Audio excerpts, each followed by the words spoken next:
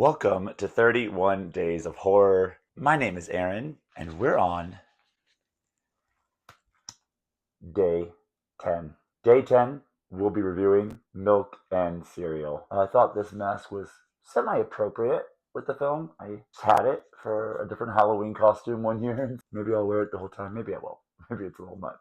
Milk and Cereal, Day 10. So, Milk and Cereal is a 2024 film, just came out, I think, this past few months, only on YouTube. They made it for like a really cheap price. I can't remember the price now, but it was like, I want to say like $800, something of that nature. Maybe I got it wrong. Let me know in the comments. Made by one dude and his friends. Found footage kind of film. So if that's not your vibe, maybe this isn't one for you. Aaron's horror tip. And I can't believe I'm going to say this, but I think I've ran out of tips.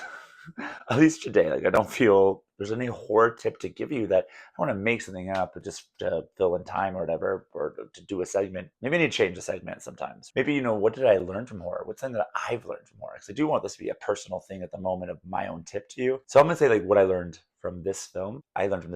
Don't be held back by limitations. This guy Curry Barker, that was a hard name to say. I probably even butchered it. Maybe I didn't even get it right. So sorry. He wasn't like, oh, I only have this much money. Oh, I only have this. No, he used what he had. He used his friends. If you want to make something, if you believe in something, you go and you just do it and you make it happen. You make it work. So that's kind of what I learned from this. That's part of the story of this movie. It's kind of its backstory, which is beautiful. I think I'm just going to use him for like a little like design couture moment with the hat. Time for 1 minute summary, y'all. So here's what's going to happen. I've got 1 minute to summarize this film for you without spoiling it for you, so you can just decide if you want to watch Milk and Cereal or not. We go in 3, in 2, in 1. So Milk and Cereal is about these two best friends and a group of friends in general, but these two best friends do kind of a prank YouTube series, and they've made a career out of this, and they have a huge following. And so it's one of the guys, I can't remember their names now. Oh, bad. One of the guys, it's his birthday, so the friend decides we're going to do a big birthday prank for him, right? And on his birthday, and make it look like, and they like make it look like that they're, being a. The prank is like essentially that they're like going to be like, I think if I remember correctly, like robbed, or like the guy comes over and like the neighbor is upset. Anyways, long story short, the prank works. But the one that was being pranked, also has a plan, and his plan is a bit more bigger, a bit more diabolical. But I don't want to give away too much. I got 2 seconds. I think that's enough. I was kind of butchered it. Time for my 1 minute of just my erroneous thoughts, Aaron. Erroneous thoughts. Just what I thought about the film. But I only got a minute to tell you what I thought. In 3, in 2, in 1. So it is a found footage film, as I said, so if that's not your cup of tea.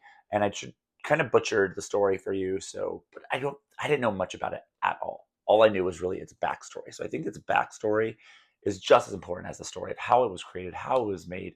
And was it scary? I don't think it was really scary for me.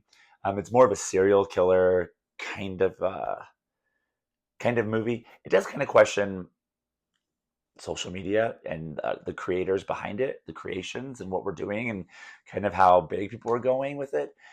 So it kind of puts that into the limelight. But I think more so, I'm just more inspired by the filmmaker himself, that he just put this together, did it on his, used his phones or used cameras. I don't know what exactly they used, but it works because it's found footage. So rather than be feeling limited, he used what he worked with, what he was able to work with. So I think that's really respectable. And, there is gore, there is blood, there is those elements, there is some horror, but serial killer.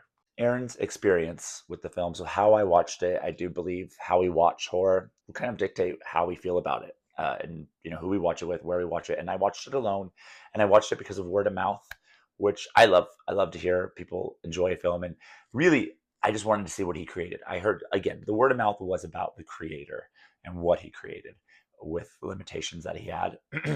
But the film itself really didn't hit me the way it hit other people. I wasn't really affected by it. It was good. It was just fine, but it wasn't what everyone else kind of made it out to be. I'm not, serial killer movies are great and I do like them, but I just wasn't like drawn in by the characters, I guess. There wasn't like a lot of character work for me, because I don't think it was what it was about. But what I knew I was watching is that Curry Barker has a great future ahead of him. This is great what he was able to pull off and do, and you can tell he has a voice in horror. That film wasn't for me. Maybe it would be for you. It's only an hour long. I think it's a great film for our social media watching days. Time for Stick the Ending. We can really like a horror film and then the ending will happen and it'll change our mind about it. I think it's important, the ending of horror films. I'm going to ask, did it stick the ending? And I give it a 5 if that ending was great and it helped me love the film even more, or 1, this wasn't for me. I'm going to give that ending a 3. It was a fine ending. It was good, whatever. It wasn't like I loved the ending. And I also don't know what I was supposed to get out of that hour. I mean, I got what I got out of it. I don't think it's not a bad film. Yeah, a 3 for the ending. It was a whatever ending for me. For me. Aaron's category. So I'm going to give this film categories just so you know what you're in for. So if it's maybe your kind of horror, maybe not your kind of horror. So here's my fun categories. Not trying to say that this is like a genre it needs to be in, and I'm not trying to force it into any box. Just trying to broaden a category, broaden a genre, so you understand what you're going to get yourself into and if it's for you. So here's my categories. It's found footage. It's found footage film. So if you don't like shaky cameras or people with phones doing the work, it's maybe not for you. Serial killer. This is a serial killer piece. And is serial killer horror or is it more thriller? That's a question. And it's messed up. This is messed up stuff that happens in it. Yeah, there's some messed up, like, do I like these people kind of messed up. That's it. I'm going to give you those 3 categories. I think that's enough. Found footage, serial killer, messed up. That's what you're getting. Would I stab this film again? Am I going to go and watch it again? Will I rewatch this film? Would I stab it again? And I'm all good. No, I will not be watching it again. For me, I will, however, when Curry Barker makes another film, watch it. I'm very intrigued about his future. So that's it. Let me know in the comments what you thought about Milk and Cereal. It's only an hour, so if you would like, go watch it on YouTube. Happy Halloween.